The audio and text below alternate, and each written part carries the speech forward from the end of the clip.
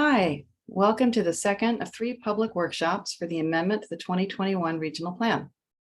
This is being recorded, this session, and is also being offered in translated in Spanish, which we'll get to on the next slide, but just to let you all know. I'm Kirsten Yucatel. I'm a planner in the Environmental Compliance Group at SANDAG. I'm joined by Lauren Lee, who will be running our meeting, and Keith Greer, Manager of Environmental Compliance for SANDAG, and Brenda Tamez, who will be translating the workshop for us. We are here to provide information on the amendment to the 2021 Regional Plan, answer any questions, and take public comment. We're going to start with a brief presentation, but we have enabled the Q&A feature of the webinar. So if you have questions, please feel free to put them in the chat. After the presentation, we'll answer questions, we'll take verbal comments, and all comments will be transcribed and included in the final version of the amendment. Next slide, please, Lauren. So I want to introduce Brenda, who will provide information on how this session is being interpreted. Bienvenidos a la modificación del Plan Regional 2021.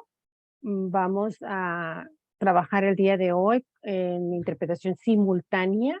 Al fondo de la pantalla usted va a ver este pequeño mundo que dice interpretación. Usted va a seleccionar aquí y va a seleccionar el idioma que usted quiere, inglés, español, y ahí es donde vamos a empezar a escuchar la interpretación. Hello, I'm Brenda, I'm the interpreter. Welcome. At the bottom of your page, you're going to see a little world that says interpretation. Once we are there, you click on that, and then you're going to click on the language that you would like your interpretation, to listen to your interpretation. With this, we're going to enable the Spanish simultaneous room right now. Thank you, Brenda. Next slide, please, Lauren.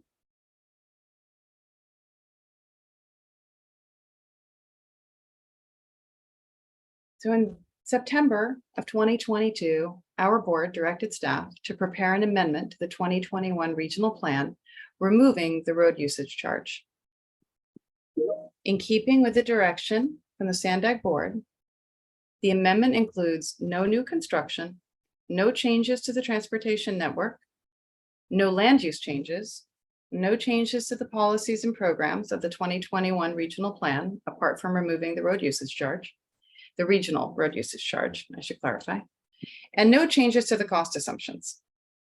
In addition to removing the regional RUC, revenue assumptions were updated, and new modeling was completed to assess the impacts on GHG emissions and air quality standards of removing the RUC.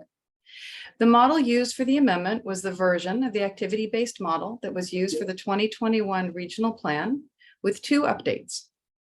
The first update addressed a software bug fix for the cross-border portion of the model so that the results more accurately reflect cross-border traffic flow. And the second update adjusted the allocation of employees at large employment centers in our region to more accurately reflect the concentration of employees at those large centers. Next slide, please.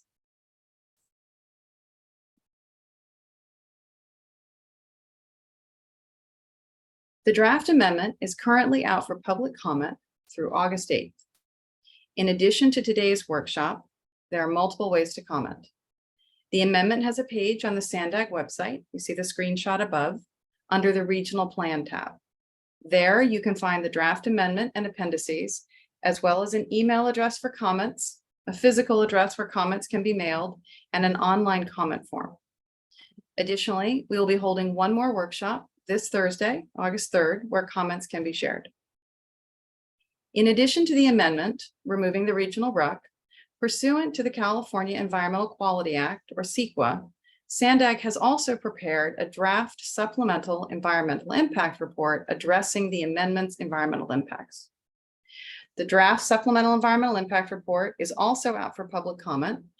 It is out now and will be out through August 28th. Today's workshop is focused on the amendment, and so we won't be taking questions or comments on the supplemental EIR, only on the amendment itself. But if you would like to comment on the draft supplemental EIR, please visit the amendment webpage. And if you go to the bottom section of that page, you will find an email address, mailing address, and online comment form specifically for the supplemental EIR. Next page, please.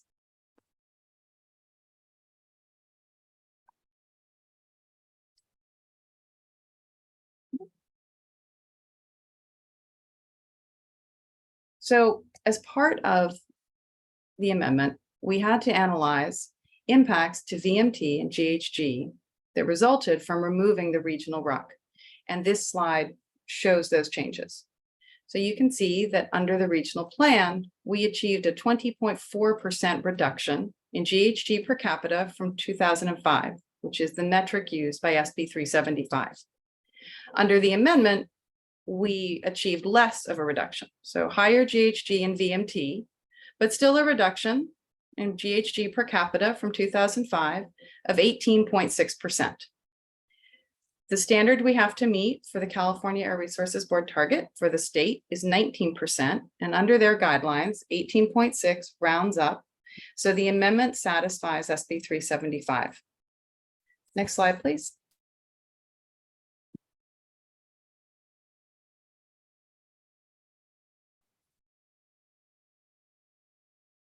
Also, as part of the amendment, SANDAG was required to update revenue assumptions. The first line of this table shows the revenue lost as a result of removing the regional RUC. The second line shows the revenue that had been anticipated from the initiative funding measure that didn't make it onto the ballot in 2022. The third line shows Transnet revenue estimates approved by the SANDAG board in April of 2022. And the fourth and fifth lines show updated state and federal funding revenues, largely resulting from funds available under the American Jobs and Infrastructure Act, which was passed after the adoption of the 2021 regional plan. Taken together, all of these assumptions reduce total revenues for the amendment by just under $8 billion. However, next slide, please. The 2021 regional plan had projected a surplus of $10 billion by 2050. And so there remains enough revenue to cover the cost of the 2021 plan, even with the $8 billion reduction. Next slide, please. So instead of a $10 billion funding surplus by 2050, the amendment anticipates about a quarter of that. Even so, the amendment still has sufficient funds to fully cover the costs of the transportation network and the related policies and programs set out in the 2021 regional plan. Next slide, please.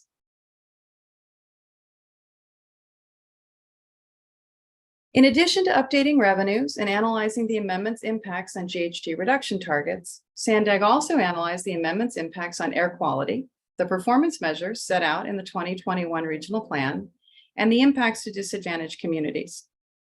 That analysis showed that the amendment, even with the removal of the regional RUC, met federal air quality standards, including ozone, for which our region is non-attainment. Removing the regional RUC had very minor impacts to network performance measures set out in the 2021 regional plan. And removing the RUC did not result in any disparate or disproportionate impacts to disadvantaged communities. All of the data and the analysis supporting these conclusions, as well as the details of the updated revenue assumptions and GHG impacts, can all be found online on the amendment webpage on the SANDAG website. Next slide, please. The next steps for the amendment. After public comment closes, the amendment will be finalized and brought back to the SANDAG board for consideration. Public comment closes on August 8th. As part of finalizing the amendment, we will be including responses to all comments received by August 8th. We expect the amendment to go to the board for adoption in October, along with a supplemental EIR, which you also see on this timeline. Should the board adopt the amendment and certify the supplemental EIR, the amendment will be submitted to federal and state agencies for approval. And those submissions will be anticipated to occur in November. Next slide, please.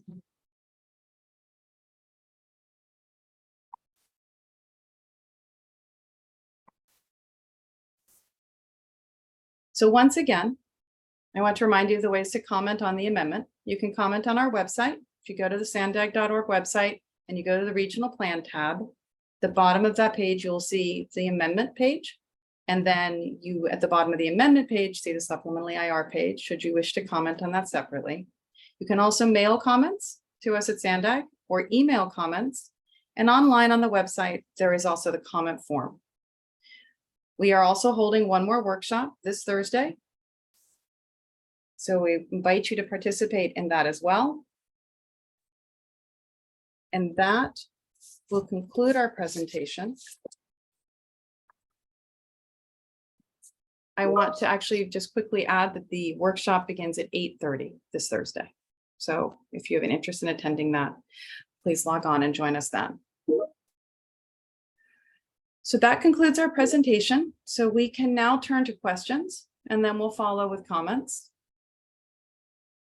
A note about comments, they will be limited. You will see a timer to ensure that everyone who wants to participate has an opportunity.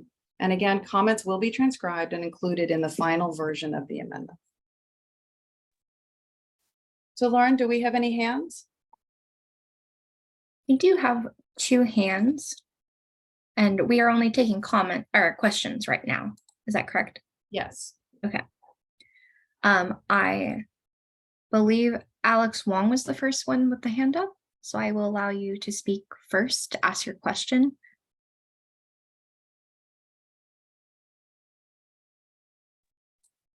Alex, you should be able to unmute yourself now. Yeah, can you hear me? Yes. There's plenty of changes were made before this amendment, but I would just like to make clear that I think I saw that between the 2021 RTP draft versus the 2021 RTP final version, I think that purple line frequencies, peak frequencies were decreased from 10 minutes to 5 minutes during the peak hours. I just want to confirm if that is true, and if so, I would strongly recommend actually just reverting back to 5-minute frequencies, because I believe that the purple line, it has a ton of potential over there and definitely needs the higher frequencies.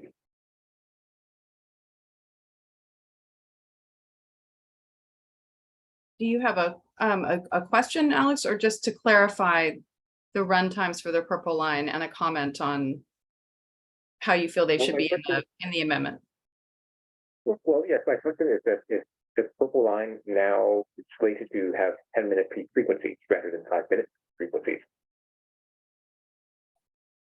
So I have to admit, Alex, I don't know the answer to that offhand, but we can get that answer for you and reach out to you and provide it to you.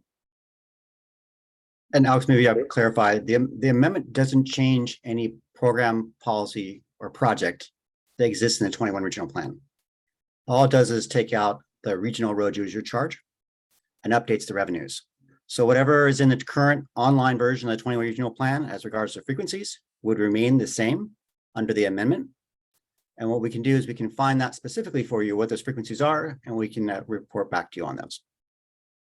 But again, the amendment doesn't do anything with regards to other programs, policies, or projects. It just removes the regional road user charge. But yeah, that's no.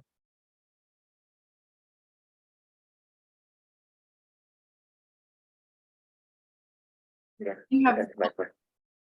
I'm sorry, Alex, do you have another question? Yeah. Thank you very much. Do we have another hand up, Lauren? Yes, we have the original. I can't see the rest of that name, but I will allow you to ask your question. As a reminder, once we're done with questions, we will go into comments. So please keep to questions as much as you can for right now, or if you would like to put it in the chat as well. Here we go. All right. Now able to talk. Thank you. I am curious to know if you guys are aware of the UN agenda plan to enslave the people in 15-minute cities. Are you aware of that? So Well, this again, sounds more like a comment than a No, question. that's a question. No, it's a Well, no, question. because I appreciate your coming, but the amendment Because is what focused this on is, I removing the understand regional that. route. Yes, yes, I know. So I know that. And I am asking a question. And so you're refusing to answer it? Because that's not a comment, that's a question. Are you aware of it?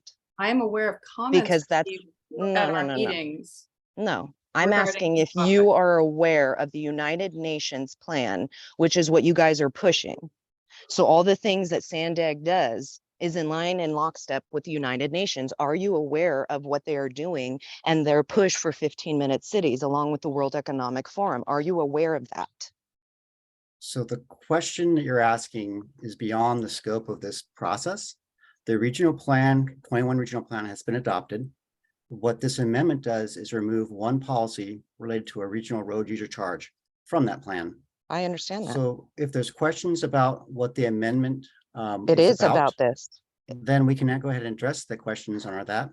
With See, regards it's to the just you're question about the refusing. 21 regional plans, we can address it. We don't It's know an anything beyond agenda. that. Right. Okay. So then you don't know. So you don't know what you're pushing. You're unaware of 15-minute cities and the UN's global plan, And again, which with is what regards to the has regional to plan do for with your 2021 regional plan. Yes, can it address has to those do with amendments. that. It has to do with that. Thank you very much. Maybe it's better Oh suited my for a comment gosh. later on. No.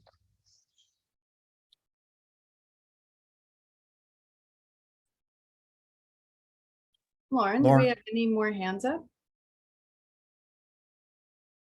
Nope, we still have the two previous hands from before. I do have, Alex, do you have another question? Or has your hand just remained up from before? or it might be for the comment too. Okay. Well, if we don't have any more questions, we can certainly move to comments. So I guess we'll do that now, not hearing any more questions. And comments will be for 3 minutes. And Lauren, do you have the timer? I do have the timer. So Alex, I will allow you to speak, and then I will start your timer once you start speaking.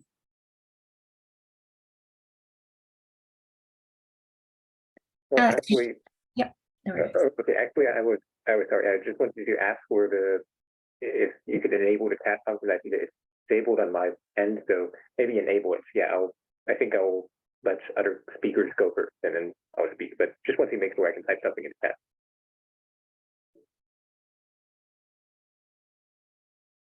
Yes, Alex, you can actually type in your question in the Q&A section. It looks a little bit different from a chat function, but it's essentially the same, and we can answer that directly and verbally as well. Okay, but I wonder if in the comment section there's a place in the chat where you can type in comments or something as well.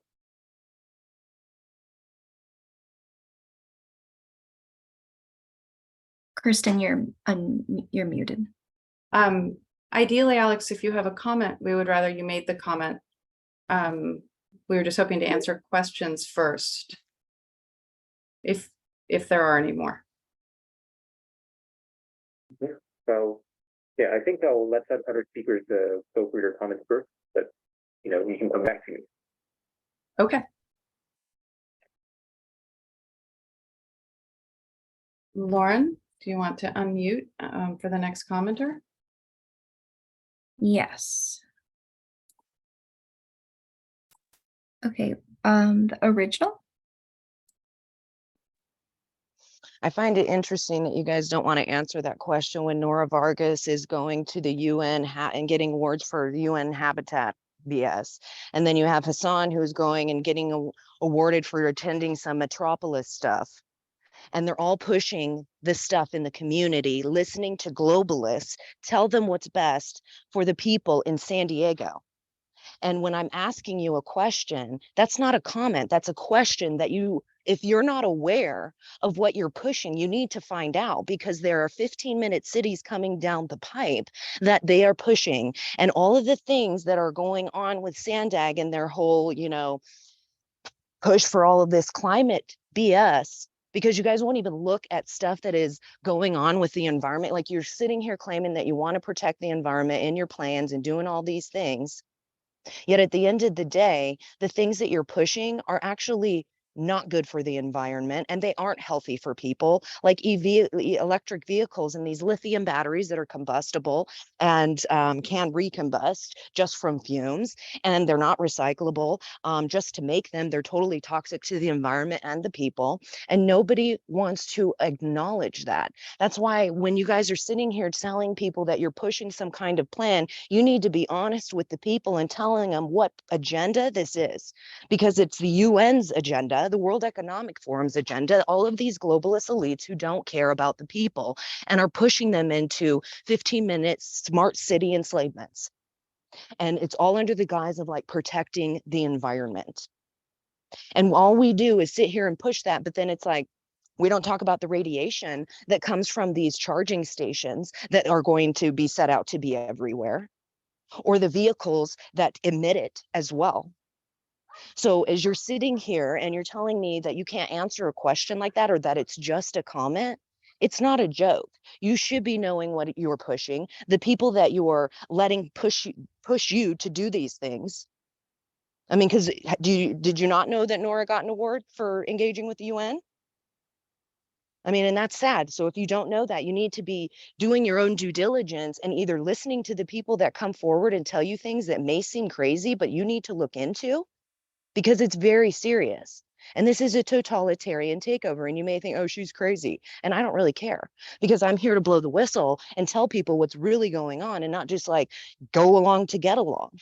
Because what's happening in this county is very, very disturbing. And people are so asleep because of what happened with COVID. They think that that's just it.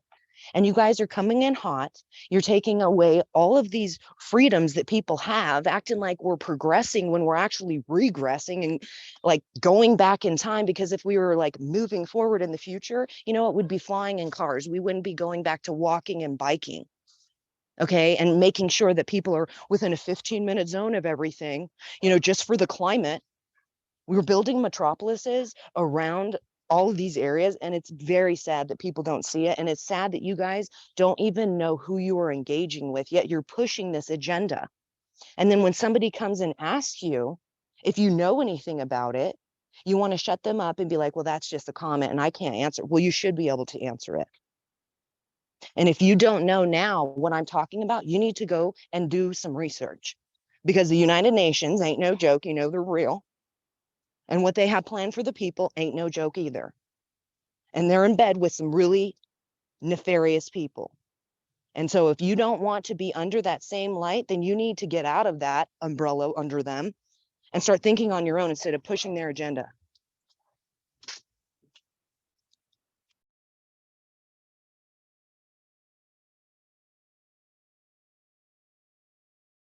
Thank you for your comment. Do we have any other comments? I only see one other hand, which would be Alex Wong. So I'll let Alex, do you want to share your comment now?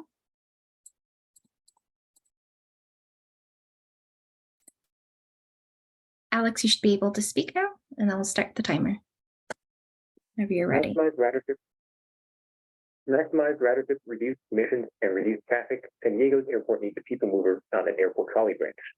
Section between Kent Bay and Middletown is a bottleneck because both the green and blue lines share track on the section. MTS proposes piggybacking an additional airport trolley branch off of existing blue and green lines between Kent Bay and Middletown. Problem is, this section has at best a capacity of 20 trains per hour. The blue and green lines need to have 8 trains per hour per direction, or 16 trains combined to provide 7.5 minute frequencies in Mission Valley and University City. Mission Valley and University City rapidly densifying. Most communities need as much call frequency. They need at least 16 trains per hour. Well, at least the airport trolley only 4 trains per hour translating to 15-minute frequencies. That's an expense. We need a driverless people mover linking the downtown and airport to provide the 4-minute or better frequency travelers in a hurry airport need. Mayor Gloria himself said an airport transit link must run extremely frequently with at least 5-minute frequencies. That's not going to happen with an airport trolley branch, because operating costs are higher with drivers and airport trolleys are like automated people movers for drivers. That's why we need to connect downtown with the airport with an automated people mover. By people mover, I do not mean speculative Tesla tunnels on cars. I mean proven high-capacity transit. A free car train will carry 300 people.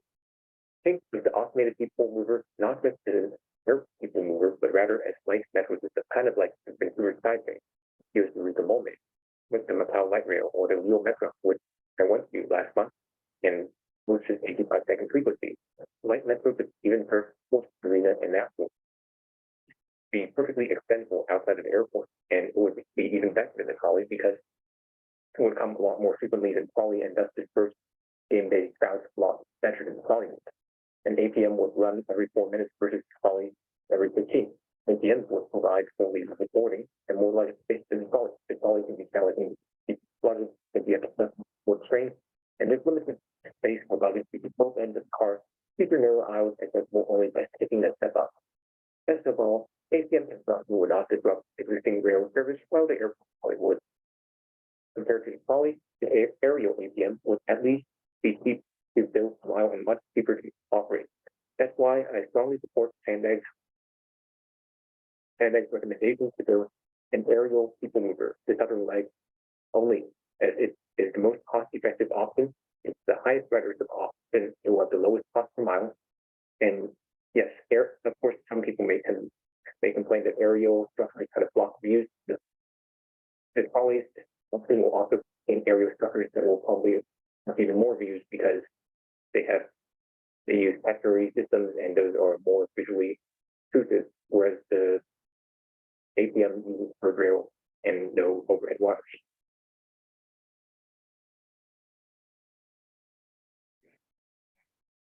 Thank you for your comment, Alex. We are going to answer a question that is in the chat sent by Francisco Ortiz. How will the likely conversion of the state gas tax to a RUC mileage tax affect the region's decisions to remove the RUC from the regional plan?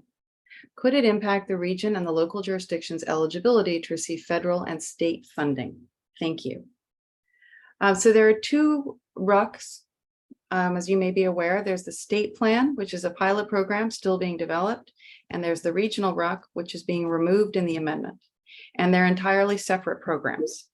So the state continues to study its road usage charge pilot program, which is unaffected by the amendment and removing the regional RUC. Thank you very much for your question, Nick. Any other comments, Lauren? I do not see any new hands.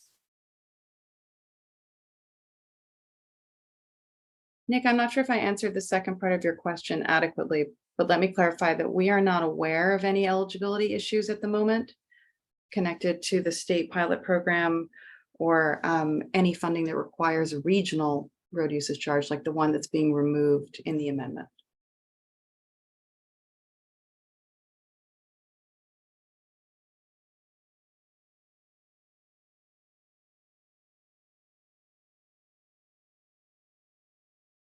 Well, if we don't have any more comments, we'll get ready to adjourn the meeting.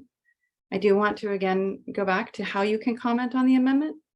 You can comment on our website. If you go to sandag.org and you go to the regional plan tab, you can get to the amendment page, which will have a comment form, and we'll also have the addresses for physically mailing comments and also emailing comments. And of course, we are having one more workshop this Thursday at 8:30 a.m. I think that we, prior to adjourning, have two more questions. So let's go to those. Let's see. Okay. I also want to, Alex, yes, you of course can comment, but I thought you already had, so maybe I'm reading an old one. And then let me read the question. When they push the state RUC, will the one they SANDAG come as well at the same time, or will you ensure if there is a RUC at all, there won't be a state and local one? So the state road usage charge is out of our control. That's a state pilot program that is currently being looked at by the state. The regional road usage charge is being removed in the amendment. So it will no longer be an element of the 2021 regional plan.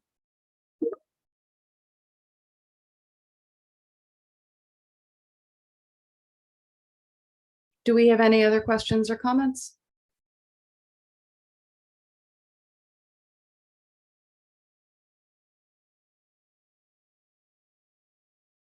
I believe we have one follow-up question, but it may be in the future plans. I'm not sure if this is referring to state or fed or local, regional.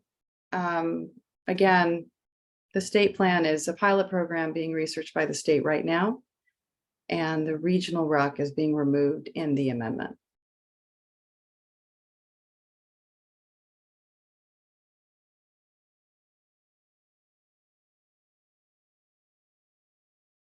Do we have any additional comments, Lauren?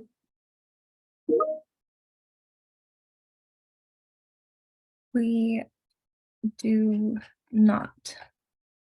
Okay. We do not have any hands. No. At least for the new one.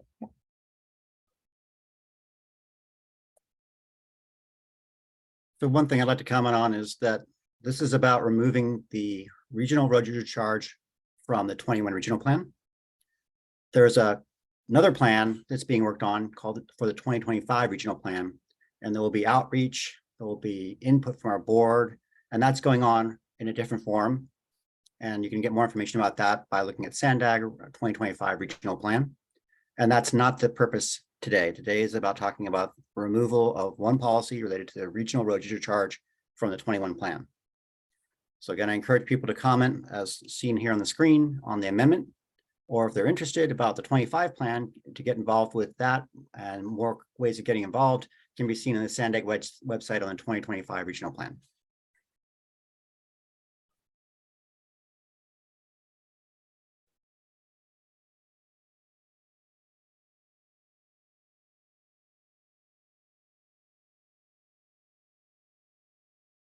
So if we don't have any new commenters or questions, confirming that with you, Lauren, is that right? Then I want to thank you for joining us for the workshop. And again, invite you to attend this Thursday's workshop at 8:30 a.m. and comment on the amendment in any one of the methods on the screen. And thank you very much for attending. You can stop recording, Lauren.